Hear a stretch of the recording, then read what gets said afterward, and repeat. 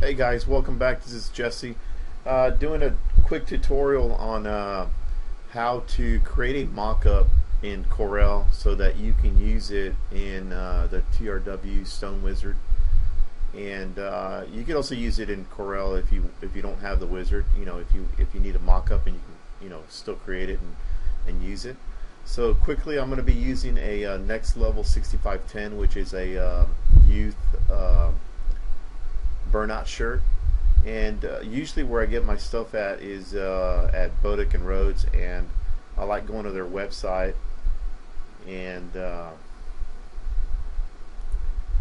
if you look here, when you look at their stuff there, they have a link that's called images for download, and when you click on that, you have to be logged in, so you do need an account with them.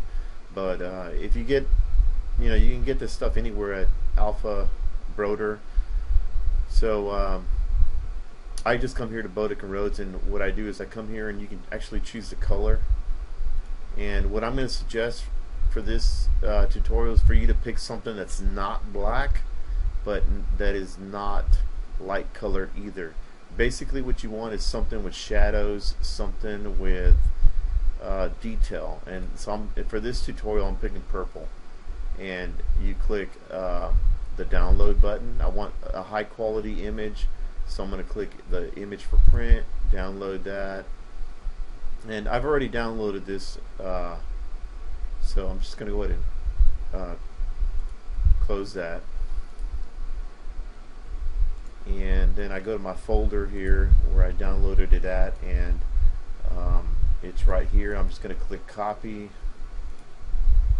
and I go to Corel and I'll click paste, and so I've got it in here, and it's a Next Level 6510. And so when I'm going to come in here, I'm going to get my B-spline tool, which is over here right below that zoom tool. It might be in a different location for you, I'm not sure. If you have freehand, it'll look different, so whatever tool you currently have selected is whatever it's going to show up here. But if you click the little arrow, it lets you select your other drawing tools. So click the B-spline tool, and then you want to zoom in a little bit so you can work. And I'll show you what you do is you click to set your first point, and then you just start tracing the object, the shirt, whatever it is that you're using. If it's a trash can or koozie, just start tracing it. And what I do is I like to stay inside, just inside the shirt border. And the reason for that is because if you get too close to the outside, you're going to end up getting white space, and it's not going to show up very well if you have like a dark background. So try to stay inside the shirt. And you can really take your time if you want to get really good detail. I'm just going to go through this real quick, and this technique should work for any shirt. If you can find a shirt that has, like I said, shadowing, some detail, you do not want a black shirt. Now I'll tell you why in a little bit. It's because we're going to modify it and take out everything but black out of this shirt, and so if you pick a black shirt, you're going to be left with no shadowing whatsoever. And so we're just quickly clicking on this. This is the B-spline tool again. You don't want to select any areas that have a crazy amount of white space, because it's going to look not very nice if you have a black background. And so still clicking on these. It takes a little bit, but like I said, if you're in a hurry, you'd be surprised. These things look pretty good even if you go quickly. I try to pick shirts that don't have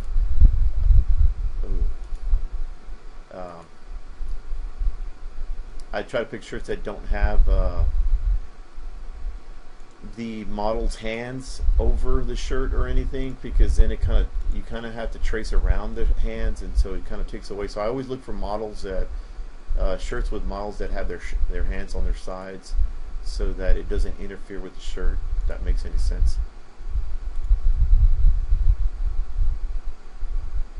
just coming around. I'm almost finishing up. I'm trying to stay inside because I know that's got some extra white areas there.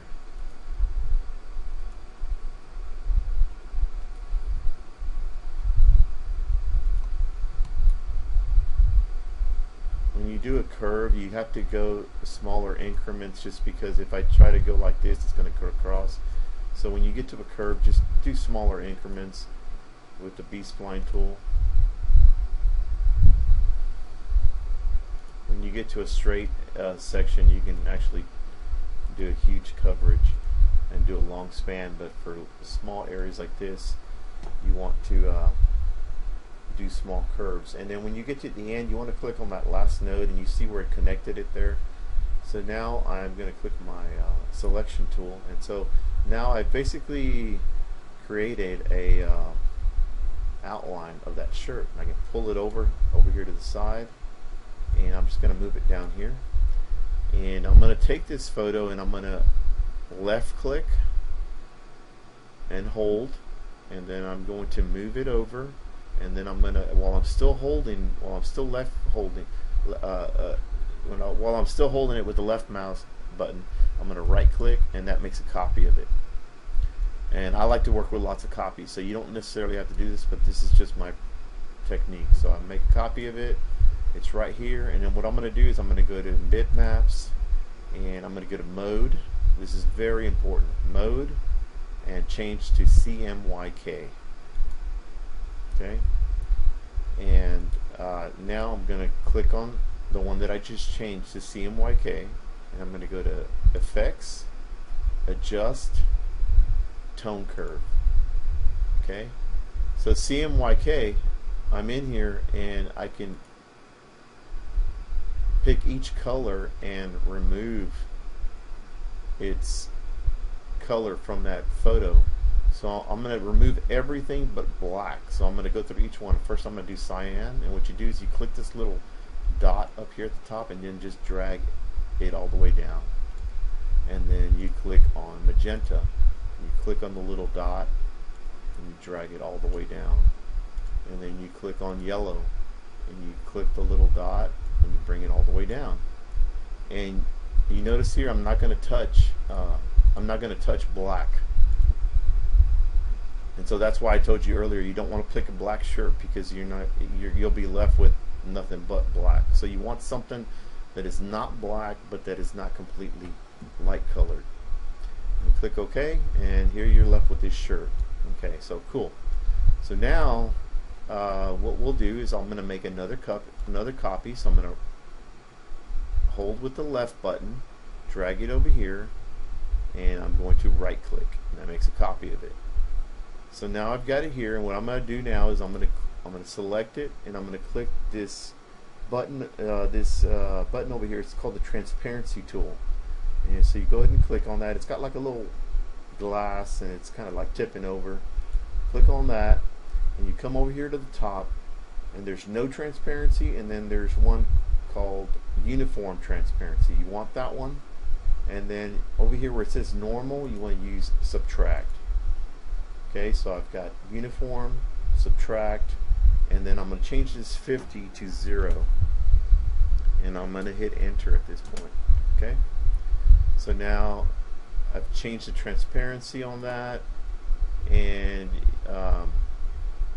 if you move it over to, like, say here, you can kind of tell, you can kind of see that it's got some transparency. If you can notice that, see that. So anyways, we'll bring it back over here, and it's still a bitmap, but I've done some modifications to it. First, I've made it basically black and white, and I've changed it to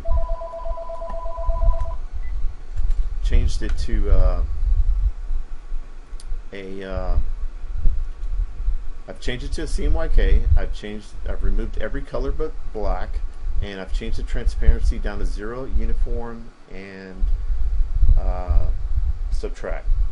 So I'm going to select this image. I'm going to right click. I'm going to do power clip inside, and I'm going to tell it to put it inside this container here.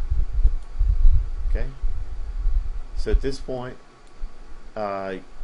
it's not lined up. So what I like to do is click this edit power clip, and it lets, basically what it lets you do is it lets you edit this bitmap, and with the arrow keys you can kind of move it up, or you can use the mouse if you want. When you start getting a little closer, what you want to do is zoom in and use the arrow keys to line it up. You might be able to do this, use the center tools, but I think I've got it pretty much lined up there. Maybe go to the right a little bit. And when you're done editing it and you've got it all lined up, just click this green check box, stop editing contents. Click that. Okay, cool. So go ahead and select all of this. You see this black line I've got around there? I don't want that, so just select it all, and then come over here to any palette. It doesn't have to be the rhinestone wizard palette. It can be one of these, and just right click on it. And that removes any outline. Okay, so we're pretty much done at this point. At this point I can select it. I can choose pink, and you see how it gives the impression of the shadowing and also the impression of the burnout texture. And earlier when I clicked on the transparency, I set it to 0, but you can play around with that. You can increase that transparency if you want, but 0 seems to work most of the time. The only problem with this technique is that you will not be able to use like black, will just be completely black. What I suggest, if you want to be able to see some of that texture, is just go ahead and click on this and then use like a charcoal gray. And you see that? I mean, it gives the impression of it being black but it being a burnout, and I use that for all of my shirts. And I notice a lot of people using some of the mock-ups, and they're not changing that. I mean, don't go with black. Play around with some of the colors. Use charcoal gray if you have to. Use a lighter color if you have to. Let's try a lighter color here. See, like that. And you can also use the I think it's the control key. So you hold down the control key and then you click on black, and it starts making it darker. And if you click again, it makes it a little darker. And I'm still holding the control key down. So it's the control key, and then you click on black, and it makes it darker.